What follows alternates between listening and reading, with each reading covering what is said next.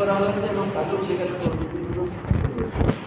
কোন নবীকে এই দিনের খাতিরে বরাত দ্বারা চিরে দ্বিগন্ডিত করা হয়েছে। তো সর্বশেষ আমাদের নবী হযরত মুহাম্মদ সাল্লাল্লাহু আলাইহি ওয়াসাল্লাম শেষ নবী। বলা হয় এরকম যে সমস্ত নবীদের কষ্ট মুজাহাদা যদি এক করা হয় তো আল্লাহ নবী যে কষ্ট মুজাহাদা করেছেন এই দিনের জন্য, তো তার কাছে কিছুই না।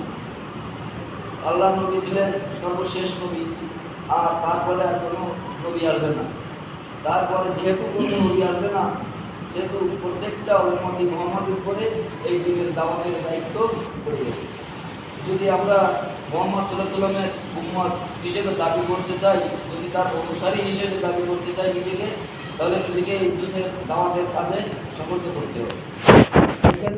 আমরা এটা স্বীকার করলাম যে আমরা মুহাম্মদ সাল্লাল্লাহু আলাইহি ওয়াসাল্লামের উম্মত, অথচ তার দিনের কাজ যে জায়গায় হয়, তার দিনের কাজ যে জায়গায় হয় সে জায়গায় আমরা থাকলাম না, অথবা নিজস্বভাবেও দিনের দাওয়াত দেওয়ার জন্য উদ্যোগ নিলাম না, তাহলে কি আমাদের জন্য নিজের মুখে নিজেই দাবিদার করা মামলার কাছে আসলে এই দাবির কোনো মূল্য নেই।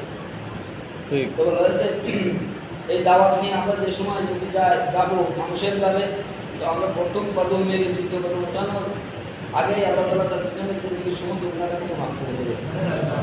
এই দাওয়াত নিয়ে মানুষের যাবে যাওয়ার পথে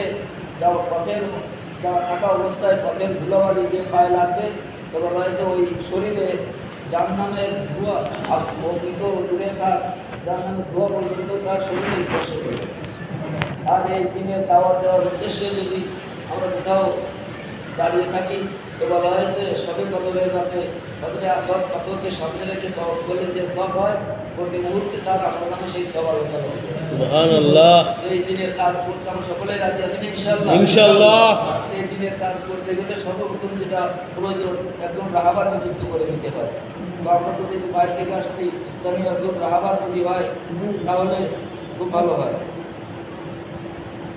আলহামদুলিল্লাহ।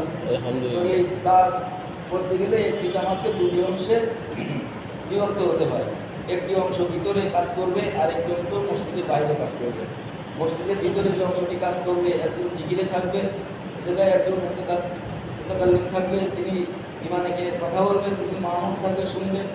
আর বাইরে একটি জামাত কাজ করবে, ওর ভিতরে একজন জিম্মাদার থাকবে, একজন মুতাকাল্লিম থাকবে, একজন রাহাবার থাকবে, আর কিছু মামুন গিয়ে এই কাজ পরিচালনা করবে।